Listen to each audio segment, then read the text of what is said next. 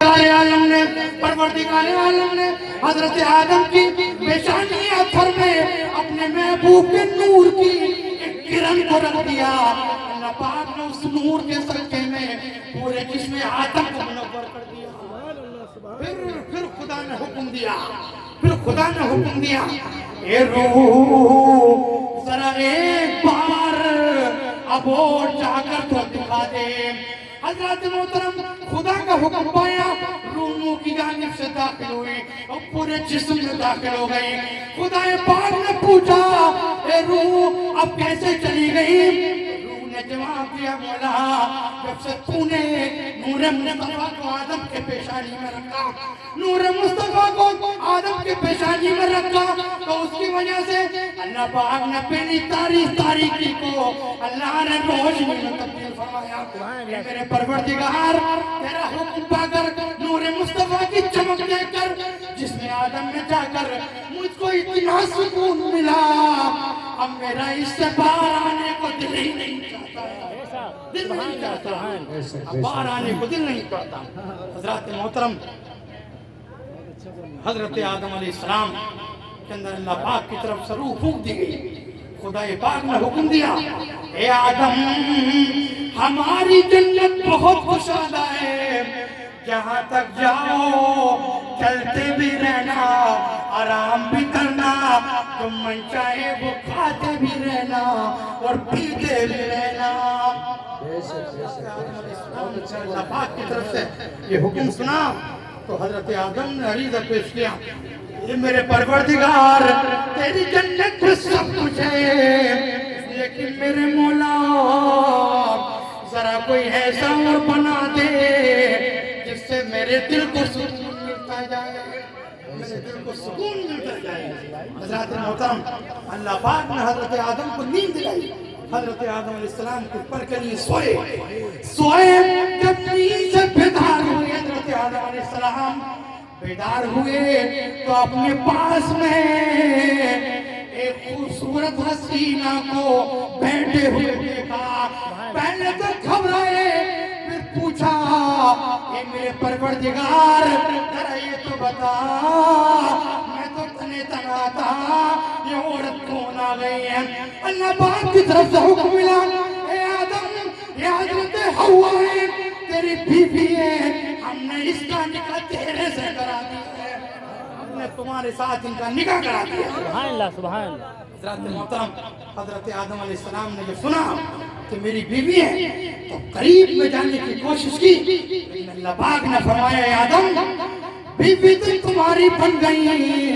نکاح ہم نے پڑھایا ہے لیکن ابھی اس کے قریب نہیں جا سکتے. اب عریضہ پیش کیا اے مولا ان کے قریب جانے کے لیے کیا کرنا پڑے گا؟ تب 12ویں صدی سے جواب ملا اے ہمارے بندے آدم قریب تو چلے جانا, لیکن قریب میں جانے سے پہلے ذرا حوا کا مہر بھی ادا کر دینا, حوا کا مہر ادا کر دینا. نعرہ تکبیر, نعرہ رسالت, علماء اہل سنت حضرت مولانا حسنین صاحب قبلہ. حضرت آدم علیہ السلام نے پوچھا اے میرے پروردگار تیری جنت بہت بڑی ہے, دنیا کے راستوں پر تو یہ کنکری پتھر پڑے رہتے ہیں, لیکن مولا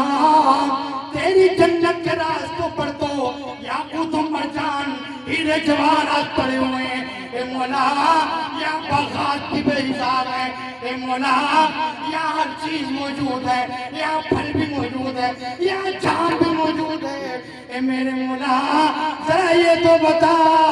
تیری جنت میں سے حضرت حوا کا مہر کیا دینا پڑے گا, مہر کیا ہوگا؟ تو اللہ پاک نے فرمایا اے میرے آدم سنو حوا کا مہر یہ جنت کی کوئی چیز نہیں ہو سکتی ہے, کوئی زیادہ کچھ نہیں. اے آدم جنت کی کوئی چیز حوا کا مہر نہیں ہو سکتی, تو میرے محبوب پر 10 بار درود پڑھ دے, میں پروردگار تیری جانب سے اس کا مہر یہی قبول فرما. 10 مرتبہ میرے محبوب پر درود پڑھ دے, تیری جانب سے ہوا کا مہر یہی تسلیم کر لیا، یہی مہر ہو جائے گا حضرات محترم، یہی مہر ہو جائے گا حضرات محترم۔ جنت کے اندر رہنے لگے، اللہ پاک نے فرشتوں کو حکم دیا، اے فرشتوں، ہم نے جس نے آدم میں روح پھونک دی، ذرا ایک بار آدم کی خاطر سجدہ تعظیمی کر کے دکھانا پڑے گا۔ جب یہ خدا کا حکم ملا تو پھر فرشتوں کی اس جماعت میں دیکھو اللہ پاک نے قرآن کریم کے اندر یہ فرمایا فَسَجَدَ الْمَلَائِكَةُ كُلُّهُمْ أَجْمَعُونَ، مفتی صاحب بیٹھے علماء ہیں، لفظ کلہم صرف اللہ پاک فرماتا تو بھی مطلب ظاہر ہو جاتا سب کا سب کہ سب فرشتوں نے سجدہ کر لیا، لیکن کلہم کے بعد لفظ اجمعین یا اجمعون لا کر، اجمعین بھی ایک جگہ اجمعون بھی ایک جگہ پر، یہ لفظ اجمعون لا کر اللہ پاک نے اس چیز کو بتایا، اے میرے فرشتوں، جب اتنا یاد رکھو ہم نے آدم کے خاطر کس سجدہ تعظیمی کا حکم دیا، تو ایسا نہیں کہ کچھ فرشتوں نے سجدہ کر لیا، کچھ رہ گئے، کچھ نے اب کر لیا، کچھ نے بعد میں، ایسا نہیں، بلکہ جب ہمارا حکم آدم کے لیے سجدے کے واسطے ملا تو جہاں جو فرشتہ لگا ہوا تھا ہر ایک فرشتے نے وہیں پر خدا کے حکم پا کر حضرت آدم کی تعظیم کے لیے سجدہ کر کے دکھایا، سب نے ایک بار میں سجدہ کر کے دکھایا، ایک بار میں سجدہ کر کے دکھایا۔ بے شک حضرات محترم، جب فرشتوں کو سجدہ کا حکم ملا تو فرشتوں نے مشورہ کیا کہ یہ ملائکہ کے گروہ بالیقین آج سے پہلے کبھی اللہ نے کسی بشر کے لیے ہمیں سجدے کا حکم نہیں دیا، آج تک یہ فرشتوں کو مشورہ ہو رہا تھا، آج تک کسی بشر کے لیے یہ سجدہ تعظیمی کا حکم نہیں ملا، یہ فرشتوں آج اگر آدم کے لیے حکم ہوا ہے تو سمجھ لینا آدم کوئی معمولی ہستی نہیں ہے بلکہ خدا کی بارگاہ کا بہت عزیز بندہ ہی ہو سکتا ہے، جس کی وجہ سے اللہ پاک ہمیں فرشتوں کو حکم دے رہا ہے کہ میرے بندے